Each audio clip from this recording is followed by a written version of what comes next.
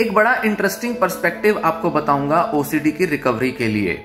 OCD में जो symptoms होते हैं उसमें पेशेंट के मन में बहुत सारे अनवांटेड थॉट्स आते हैं, ऐसे थॉट्स जिनको वो रेजिस्ट करते हैं, उनको मन में लाना नहीं चाहते, पर उनकी इच्छा के खिलाफ भी ये विचार उनके मन में आते रहते हैं, जिसकी वजह से उनको एंजाइटी होती है और वो इन विचारों को हटाने के लिए कई तरह के प्रयास लेते रहते हैं।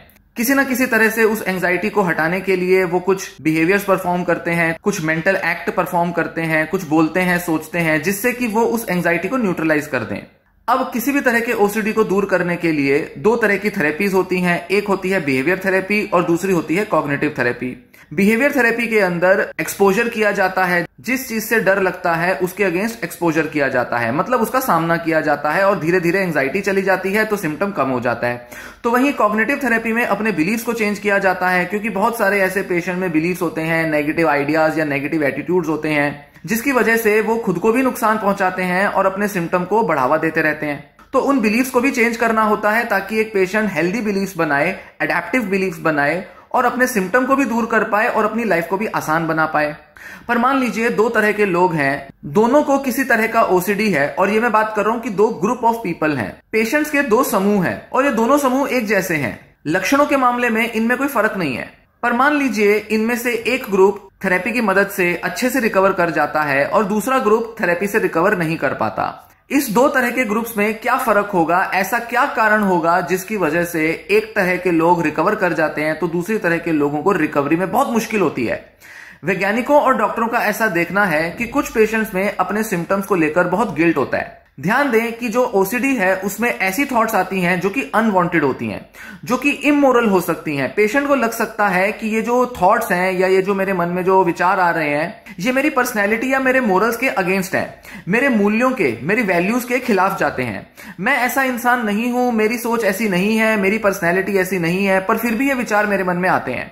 तो इन विचारों के आने का मतलब है कि मैं इमोरल हूं, मतलब मैं गलत व्यक्ति हूं, गलत सोच रखने वाला, गलत नियत रखने वाला इंसान हूं।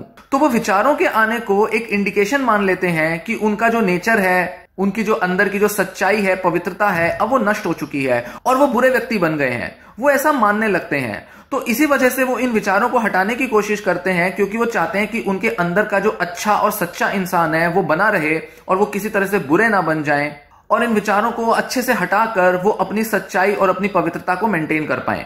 इसी जद्दोजहद में कई लोगों का ओसीडी कॉम्प्लिकेटेड हो जाता है। तो वैज्ञानिक क्या देखते हैं कि जिन लोगों में इस तरह का गिल्ट बहुत ज्यादा होता है उन लोगों के लिए एक्सपोजर थेरेपी के थ्रू रिकवर करना बहुत मुश्किल हो जाता है। पर वहीं मान लीजिए जो दूसरे ग्रुप के लोग हैं जिसे हम कह रहे हैं कि वो रिकवर कर गए, उन लोगों में अपने सिम्टम्स को लेकर बहुत ज्यादा गिल्ट नहीं रहता। ये बात तो सही है कि उनके थॉट्स भी अनवांटेड हैं, उनके मन में आने वाले विचार और फीलिंग्स जो हैं वो भी ऐसी हैं जिसे वो नहीं चाहते, पर कई सारे लोग होते हैं जिनमें कि अपने उन थॉट्स के लिए बहुत ज्यादा गिल्ट नहीं होता।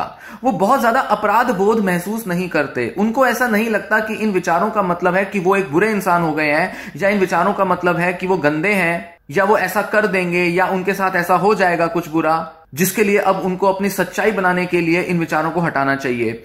वो बस वैसे ही अपने किसी बिलीफ या किसी मान्यता की वजह से उन विचारों को हटाने की कोशिश करते हैं। जैसे मान लीजिए किसी को रिलीजियस ओसीडी है, तो उसके मन में ऐसे विचार आएंगे कि वो गॉड को लेकर गालियां दे रहा है या गॉड को लेकर कई बार प्रे कर रहा है ताकि उसके जो मन मुताबिक काम है वो पूरे हो जाएं। अब इस व्यक्ति के अंदर एक अपराध बोध हो सकता है कि मैंने अगर इतनी बार, 5 बार या 10 बार अगर गॉड को प्रे नहीं किया तो भगवान मुझसे नाराज हो जाएंगे, या अगर मेरे मन में भगवान को लेकर कोई गंदे विचार आ गए तो मतलब कि मैं बहुत बड़ा पापी हूं, मैं बहुत बड़ा पापी हूं कि मैंने भगवान के लिए इतना गलत, इतना गंदा क्यों सोच लिया।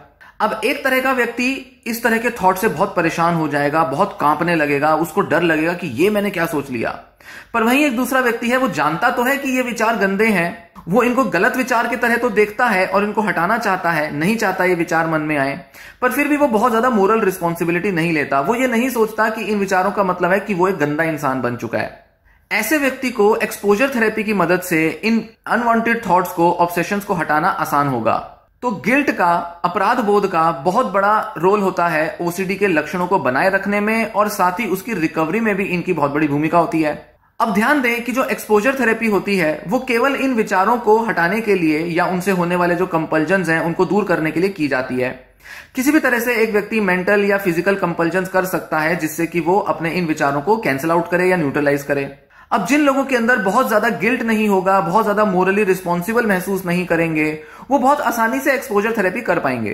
क्योंकि एक्सपोजर थेरेपी में क्या होता है, इन्हीं गंदे विचारों की एक्सट्रीम को सोचा जाता है, अति तक ले जाया जाता है। अगर कोई व्यक्ति ऐसा देखता है कि वो भगवान की किसी मूर्ति पर थूक रहा है और उसके मन में बहुत घिन आती है कि मैं कैसा ऐसे कर सकता हूं, तो एक्सपोजर थेरेपी के लिए कहा जाता है पेशेंट को कि ये जो भगवान की जो मूर्ति है या जो पिक्चर है जिसको तुम देख रहे हो, उस पर बहुत ज्यादा थूको। जब तक तुम कई बार थूकोगे नहीं, अलग अलग तरह से थूक थूक कर भगवान की उस मूर्ति या फोटो को गंदा नहीं करोगे, तब तक तुम्हारे मन से ये वहम और ये डर नहीं जाएगा कि जो तुम्हारे मन में जो विचार आ रहे हैं वो उतने सीरियस नहीं है या तुम रियल लाइफ में इतने गंदे नहीं होते, तब तक उसके मन में ये चीज नहीं बैठेगी। तो अपने मन से वो अपराध बोध हटाने के लिए उसको ये एक्सपोजर करना पड़ेगा, जिसमें उसको वो सब करना पड़ेगा जिनसे एक्चुअल में वो बचता आया है। सुनने में बड़ा अजीब लगेगा कि ये कैसी एक्सपोजर एक्सरसाइज है, पर ओसीडी को दूर करने के लिए इसी तरह से एक्सपोजर एक्सरसाइजेस की जाती हैं। अब जिस व्यक्ति के अंदर गिल्ट कम होगा, जिसे लगेगा कि हाँ मेरे को तो बीमारी है, मेरे को तो ओसीडी है और ओसीडी को दूर करने के लिए मुझे ये एक्सरसाइज करनी चाहिए, इससे मैं बुरा इंसान नहीं बनूंगा, ये मेरे भले के लिए है, मेरे को इससे फायदा होगा, डॉक्टर्स ऐसा बोलते हैं तो करने से कुछ फायदा होगा, तो वो इस तरह की एक्सरसाइज को आसानी से करने लगता है। वो पाता है कि ऐसा करने से वो बुरा इंसान नहीं बना, कोई पाप भी उसको नहीं मिला, और धीरे धीरे उसके मन से ये सारे जो गंदे विचार हैं ये हटने शुरू हो जाते हैं। पर वहीं अगर दूसरा व्यक्ति होगा जो कि बहुत ज्यादा गिल्ट महसूस करेगा, वो सोचेगा अरे मैं ऐसा कैसे सोच सकता हूं कि मैं भगवान की मूर्ति पे थूकूं। वो ऐसा सोचने से भी घबराता है क्योंकि उसके बिलीफ्स इतने स्ट्रांग हैं, उसकी फैमिली में इतने सारे धार्मिक लोग रहे हैं कि वो सोच भी नहीं सकता कि इस तरह के विचार कभी मन में लाए। तो ऐसा व्यक्ति एक्सपोजर थेरेपी नहीं कर पाएगा। इसके लिए एक्सपोजर से अपने रिलीजियस ओसीडी को दूर करना आसान नहीं होगा। तो इस व्यक्ति के लिए सबसे पहले हमें कॉग्निटिव थेरेपी के रास्ते से आगे बढ़ना पड़ेगा। कॉग्निटिव थेरेपी मतलब अपने विचारों को, अपने बिलीफ्स को पहले बदलना पड़ेगा। कॉग्निटिव थेरेपी में इस पेशेंट को सबसे पहले यह समझना पड़ेगा कि कैसे कुछ विचारों का होना और अपने बिलीफ्स और पर्सनैलिटी का होना दो अलग चीजें होती हैं।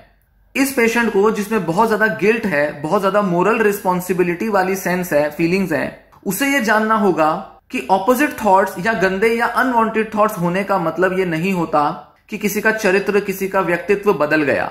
इस पर्सन को कन्विंस होना होगा कि कैसे दुनिया के अंदर अलग अलग विचारधारा के लोग होते हैं, अलग अलग तरह की आइडियोलॉजी लोग रखते हैं, और बहुत से लोग जो कि नास्तिक भी होते हैं, भगवान की बहुत ज्यादा पूजा भी नहीं करते, मन में कई बार गंदे विचार भी ले आते हैं भगवान को लेकर, पर फिर भी उनके साथ कुछ बहुत बुरा हो रहा है ऐसा नहीं होता।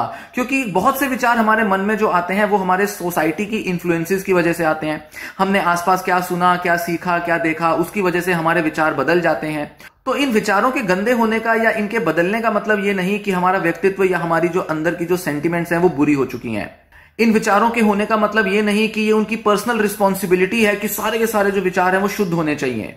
इन्हें ये समझना होगा कि इन विचारों का मतलब ये नहीं कि वो गलत हैं और वो जानबूझ के ऐसा ला रहे हैं। जब इस तरह से पहले ये व्यक्ति अपने को बदलेगा, अपनी सोच को बदलेगा, अपने को पूरी तरह से प्रिपेयर करेगा, तभी ये व्यक्ति पूरी तरह से तैयार हो पाएगा कि ये एक्सपोजर एक्सरसाइजेस करे। तो एकदम से किसी को एक्सपोजर एक्सरसाइजेस नहीं कराई जा सकती, और ईआरपी जो है वो अकेला ट्रीटमेंट नहीं हो सकता जो कि इन लोगों को दिया जाए जिनमें कि बहुत ज्यादा गिल्ट होता है। तो पहले इनको अपने विचारों को बदलना होगा, अपने रवैये को बदलना होगा, दुनियादारी के बारे में, अलग अलग टाइप के लोगों के बारे में समझ जुटानी होगी। रिलीजियस बिलीफ्स कैसे लोगों में अलग अलग हो सकते हैं, बुरे अच्छे हर तरह के रिलीजियस बिलीफ्स हो सकते हैं। इसका मतलब ये नहीं कि लोग बुरे हो गए या लोग जो है वो पापी हो गए। जब वो इस तरह से अपने विचार बनाता है तब उसे समझ में आता है कि क्यों उसके लिए एक्सपोजर करना सही होगा और क्यों एक्सपोजर करके उसके मन से ये गंदे विचार निकल जाएंगे। तब इस तरह के पेशेंट के लिए भी रिकवर करना आसान होगा, पर इसकी रिकवरी थोड़ी स्लो होगी और थोड़ा समय ज्यादा लेगी। जबकि ऐसा व्यक्ति जिसके बहुत रिजिड स्पिरिचुअल बिलीफ्स नहीं है, उसके लिए खुद को एक्सपोजर करना आसान होगा। इसका मतलब ये नहीं कि उन लोगों में मोरल्स नहीं होते, वो लोग बहुत ही अनैतिक होते हैं, घिनौने होते हैं, गंदे होते हैं। नहीं, हर तरह का व्यक्ति, चाहे वो कितना ही रिलीजियस क्यों ना हो, उसके अंदर रिलीजियस ओसीडी हो सकता है। चाहे वो दिन में एक बार भगवान की पूजा करे या चाहे 10 बार करे। इसलिए ऐसा नहीं है कि जो लोग अंदर से सच्चे और पवित्र नहीं होते उनको अगर रिलीजियस ओसीडी हो जाए तो बस आसानी से अपना ओसीडी दूर कर लेंगे। नहीं, ये मामला पूरा पर्सनल मोरल रिस्पॉन्सिबिलिटी का है, जिसमें कुछ लोग ज्यादा रिस्पॉन्सिबिलिटी लेते हैं तो कुछ लोग कम लेते हैं। इसी तरह जैसे मैंने रिलीजियस ओसीडी का उदाहरण दिया, हर तरह के ओसीडी में कुछ इसी तरह के डायनामिक्स पाए जाते हैं, कुछ इसी तरह के रिजिड बिलीव्स होते हैं जिसकी वजह से लोग आसानी से एक्सपोजर में सक्सेसफुल नहीं हो पाते। तो एक्सपोजर तक पहुंचने के लिए कई लोगों को पहले अपने बिलीव्स को बदलना पड़ेगा, तब जाकर वो आसानी से एक्सपोजर करके अपने इन फियर्स को, इन ऑब्सेशंस को दूर भगा पाएंगे। इसी तरह से ज्यादातर लोगों की थेरेपी डिजाइन की जाती है। इसी तरह प्योर ओ या कोई भी दूसरा ओसीडी है उसको दूर करने के लिए आगे बढ़ा जाता है।